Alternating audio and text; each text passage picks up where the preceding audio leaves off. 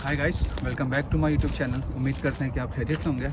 तो आज की वीडियो में हम सीमिया और डीओवी इसको डिस्कस करेंगे कि सीमिया क्या होता है, डीओवी क्या होता है और ये बनता कैसे है और इन दोनों में डिफरेंस क्या है। तो वीडियो को स्टार्ट करने से पहले मैं आपसे ये रिक्वेस्ट करूँगा कि आप जो है वो क्वेश्चंस करते हैं ना इंस्टाग्राम पे या फेसबुक पे, कि आप प्रॉपर क्वेश्चंस नहीं करते हैं, फिर आप उसके बाद कहते हैं कि यार मुझे रिप्लाई नहीं देते, यार मुझे रिप्लाई नहीं दिया। मैं अब आपको क्या बताऊं, मैं अपने आप को इनबॉक्स दिखाऊंगा या डीएम दिखाऊंगा, हेलो ब्रदर, हाय ब्रदर। अब आप मुझे ये बताएं मैं हाय और हेलो को क्या जवाब दूँ। चलें आप कोई प्रॉपर क्वेश्चन पूछते हैं कि यार मैं ये हूँ, मैंने ये किया है और मुझे ये मसला है, मैंने यहाँ तक जो है वो कर लिया है, मैं यहाँ फंस गया, तो मैं उसका रिप्लाई करूँगा, उसकी हेल्प करूँगा। अब हेलो हाय का मैं क्या रिप्लाई दूँगा? फिर लोग गिला शिकवा करते हैं कि आप रिप्लाई नहीं देते। तो आज की वीडियो को स्टार्ट करते हैं डीओवी से। ये डीओवी हो तो क्या है? डीओवी की जो फुल फॉर्म है वो है डिक्लेरेशन ऑफ वैल्यू।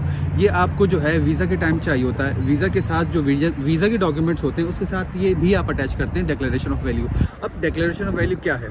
जो आपके जो तमाम एजुकेशनल डॉक्यूमेंट्स होते हैं, जो आपने अपनी डिग्री ली है, बैचलर्स किया है, तो वो तमाम डॉक्यूमेंट्स जब आप मोफा से या आपके कंसर्न बोर्ड या अथॉरिटीज़ जहाँ से आपने वेरीफाई कराने, सब जगह से वेरीफाई करा लेते हैं, तो फिर ये जो है वो आप एम्बेसी या कॉन्सुलेट में डिक्लेरेशन ऑफ वैल्यू के लिए अपॉइंटमेंट होती है, अपॉइंटमेंट आप लेते हैं, फिर ये आप वहाँ सबमिट कराते हैं, तो आपको डीओवी डिक्लेरेशन ऑफ वैल्यू बनकर मिलता है। मतलब कि आपके जो एजुकेशनल डॉक्यूमेंट्स हैं वो एसेस होते हैं या फिर इवेलुएट होते हैं या कुछ भी होते हैं, फिर आपको ये मिलता है। सबसे पहले जब आप एडमिशन के लिए अप्लाई करते हैं, आपका एडमिशन हो जाता है। एडमिशन के बाद आप प्री इनरोलमेंट करते हैं, जो अभी ओपन नहीं हुई है, तो प्री इनरोलमेंट करते हैं, तो आपकी समरी जो है वो फॉरवर्ड होती है एम्बेसी या कॉन्सुलेट।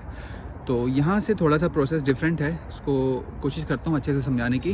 तो जब आपकी समरी जो है वो एम्बेसी फॉरवर्ड होती है, तो आपने जिस हिसाब से प्री इनरोलमेंट की है, तो उस हिसाब से आपको अपॉइंटमेंट मिलना स्टार्ट हो जाती है। फॉर एग्जांपल आज की तारीख में अगर प्री इनरोलमेंट खुली है, तो मैं सबसे पहला बंदा हूँ जिसने प्री इनरोलमेंट की है, उसके बाद तीसरा बंदा है, चौथा, पाँचवा, इस तरह। तो सीरियल वाइज उनको ईमेल आती है और उनको अपॉइंटमेंट मिलती है एम्बेसी में कि वो आएँ, डीओवी के लिए डॉक्यूमेंट्स जमा कराएँ और फिर उनको डीओवी बनकर मिल जाती है। अब ये डिपेंड करता है कि कितने दिन में मिलती है। मैं हमेशा जो बात करता हूँ अपने एक्सपीरियंस से और जहाँ मैंने देखा है, जहाँ मैंने सुना है अपने रिलेटिव्स या क्लोज़ फ्रेंड वगैरह से, तो मैं वो बात करता हूँ। तो मेरी ही क्लास में एक बंदा है, उसको डीओवी 4 दिन में बन के मिली है, और एक और बंदे को मैं जानता हूँ जिसको 15 दिन में मिली है। तो इसी तरह डीओवी मिलता है आपको जैसे ही डीओवी मिल जाता है, आप उसके साथ जो है वीज़ा के बाकी डॉक्यूमेंट्स जो हैं अटैच करके सबमिट कर देते हैं। फिर उसके बाद आपका वीज़ा लगना या नहीं लगना वो अलग कहानी है। इसी तरह पिछले साल तक जिस तरह इस्लामाबाद एम्बेसी जो है वो फॉरवर्ड होती है आपकी प्री इनरोलमेंट समरी, इसी तरह कराची कौंसलेट भी फॉरवर्ड होती है।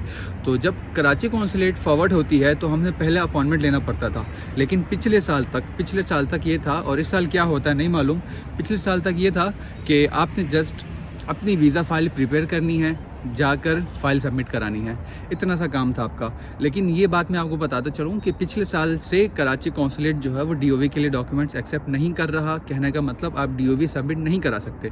तो डीओवी अगर आप सबमिट नहीं करा सकते तो उसकी जगह आप क्या करेंगे, उसका क्या अल्टरनेट होता है? डीओवी का जो अल्टरनेट है वो है सीमिया। अब सीमिया कह लो, कोई चीमिया कहता है, तो ये बनता कैसे है? तो मेरे चैनल पे जाएं, आपको एक वीडियो मिलेगी कि सीमिया के लिए आप कैसे अप्लाई कर सकते हैं, how to apply for CIMEA, statement of comparability, statement of verification. तो अगर आपके पास डीओवी नहीं है, फॉर एग्जांपल, चाहे वो पाकिस्तान में, इंडिया में, कहीं से भी कोई भी अप्लाई कर सकता है। अगर आपके पास सीमिया है तो आपको डीओवी की ज़रूरत नहीं है। सीमिया में 2 तरह की चीज़ होती हैं, एक होता है स्टेटमेंट ऑफ कंपेरेबिलिटी SOC, और दूसरा होता है स्टेटमेंट ऑफ वेरिफिकेशन SOV। तो पिछले साल तक काफ़ी सारे स्टूडेंट्स ऐसे थे कि जिनकी प्री इनरोलमेंट समरी में ये लिखा था कि आपके पास डीओवी होना चाहिए या फिर SOC होना चाहिए, कंपेरेबिलिटी। तो मैं ख़ुद उन लोगों में शामिल था कि जिन्होंने जस्ट SOC अप्लाई किया था, कंपेरेबिलिटी के लिए अप्लाई किया था, और वीज़ा मिल गया। जब मैं यहाँ पर आया, यहाँ पर आने के बाद आपकी जो है वो यूनिवर्सिटी में इनरोलमेंट होती है, प्रॉपर इनरोलमेंट। इंटरनेशनल डेस्क जाते हैं, आप तमाम अपने डॉक्यूमेंट्स दिखाते हैं, फिर आप उसके बाद लीगल स्टूडेंट कहलाते हैं, यहाँ पर इनरोलमेंट कहते हैं उसे। तो जस्ट मेरे पास SOC था, कंपेरेबिलिटी वेरिफिकेशन था नहीं, तो फिर वो अप्लाई करने में इतना टाइम लगा कि मेरी इनरोलमेंट जो है बहुत लेट हो गई और मैं बहुत सारी अपॉर्चुनिटीज़ मिस कर बैठा।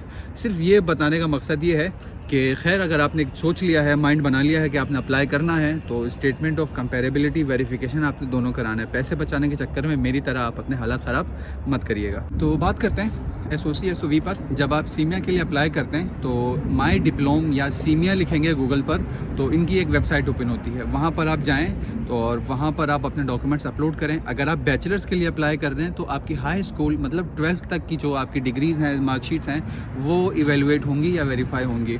और इसी तरह आप मास्टर्स के लिए अप्लाई कर रहे हैं तो आपकी बैचलर्स तक की डिग्रीज़ इवेलुएट होंगी। वहाँ पर ऑप्शन आता है हाई स्कूल या बैचलर्स, तो वो आप सेलेक्ट कर लेना। अगर आपको फिर भी नहीं समझ आ रहा तो आप वीडियो में जाकर देख सकते हैं। तो जब आप वो करेंगे सेलेक्ट, तो उसके बाद फर्दर प्रोसेस होगा और इसी तरह एट द एंड जाकर आप तमाम डॉक्यूमेंट्स अपने अपलोड करेंगे। अगर वो बैचलर्स की मार्कशीट, बैचलर्स की डिग्री है, फिर हाई स्कूल मतलब 10th 12th की आपकी डॉक्यूमेंट्स में डिग्री आ जाती है, आपकी ट्रांसक्रिप्ट आ जाती है, ये सब अपलोड करेंगे। एट द एंड फिर आपने जाकर वहाँ पर फ़ीस पे करनी है। तो सीमिया में दो, जैसे मैंने आपको बताया, एक SOC होता है, एक SOV होता है। तो अगर आप जस्ट कंपेरेबिलिटी के लिए अप्लाई करते हैं तो उसकी फ़ीस है 150 यूरोज़, 150 यूरोज़ हैं। ये ऑर्डिनरी है, नॉर्मल फ़ीस है। अगर आप अर्जेंट में अप्लाई करते हैं तो फिर वो 200 हो जाती है या 250 हो जाती है, वहाँ पर आपको वेबसाइट में दिख जाएगा।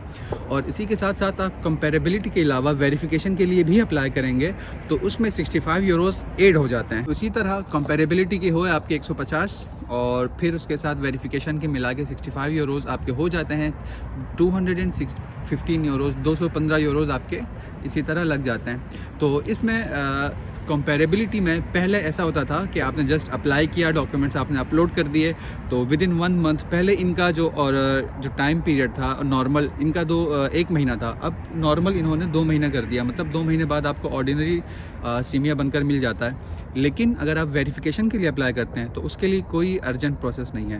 तो अगर आपने अप्लाई करना है तो आप अभी से अप्लाई करें, क्योंकि आपको पता है कि ये सीमिया बन के आएगा तो टाइम लगेगा। तो पहले जब आप अप्लाई करते थे तो आपने जस्ट डॉक्यूमेंट्स अपलोड करने थे, उसके बाद आपका सीमिया कंपेरेबिलिटी बनकर आ जाता था। और वेरिफिकेशन के लिए आपने डॉक्यूमेंट्स जो हैं, अपने डॉक्यूमेंट्स में आपको बता चुका हूँ किन डॉक्यूमेंट्स, बैचलर के लिए तो बैचलर के, फिर मास्टर्स के लिए कर रहे हैं तो उस हिसाब से, तो डॉक्यूमेंट्स को सील्ड एनवेलप में वेरीफाई कराकर भेजना है आपने। कहाँ भेजना है? सीमिया का ऑफिस है रोम में, वहाँ पर आपने भेजना है। चाहे अगर आपके पास टाइम है तो आप पाकिस्तान पोस्ट के थ्रू भेजें, आपके पैसे कम लगेंगे। अगर आपके पास टाइम नहीं है, टाइम शॉर्ट है, तो आप DHL के थ्रू भेजें, आपके मैक्सिमम 12 या 15 हज़ार लगेंगे, तो इससे ज़्यादा नहीं लगेंगे। तो डॉक्यूमेंट्स अगर आपने सीमिया को भिजवाने हैं तो कहाँ से भिजवा सकते हैं? पाकिस्तान में जैसे कि हायर एजुकेशन कमीशन है, HEC से, तो आप वहाँ से एक सील एनवेलप में अपनी बैचलर्स की डिग्री, अपनी बैचलर्स की मार्कशीट, उसको वेरीफाई कराना है और उसको एक सील्ड एनवेलप में। अब सील्ड एनवेलप कैसा होता है वो भी बता देता हूँ कि उसमें ये होता है जहाँ जहाँ से वो खुलना होता है एनवेलप, वहाँ टेप लगा होता है, टेप के नीचे साइन होता है, आपने जिसने भी साइन किया है, फिर उसके ऊपर टेप लगता है और वो टेप खुलेगा नहीं, सीधा सीमिया ऑफिस पहुँचेगा। अगर किसी का ये ऑप्शन नहीं है किसी के पास, तो वो अपनी यूनिवर्सिटी से, फिर अपनी मिसाल देता हूँ, मैंने जामिया कराची यूनिवर्सिटी से अपने डिपार्टमेंट के हेड HOD से वेरीफाई कराया डॉक्यूमेंट्स, फिर उसको एक प्रॉपर सील एनवेलप में मैंने डलवाया, उनका साइन कराया, फिर टेप लगा के उनको मैंने भिजवाया। और पाकिस्तान से वहाँ तो पहुँच गए थे जल्दी, लेकिन फिर सीमिया बन के आया, लगभग मुझे लगे 2.5 महीने। तो इस दौरान ये कोई छोटा टाइम पीरियड नहीं है, काफ़ी बड़ा है। वो लोग जिनका जो है वीज़ा प्रोसेस इस्लामाबाद से होना है तो उनके पास DOV का आसरा है।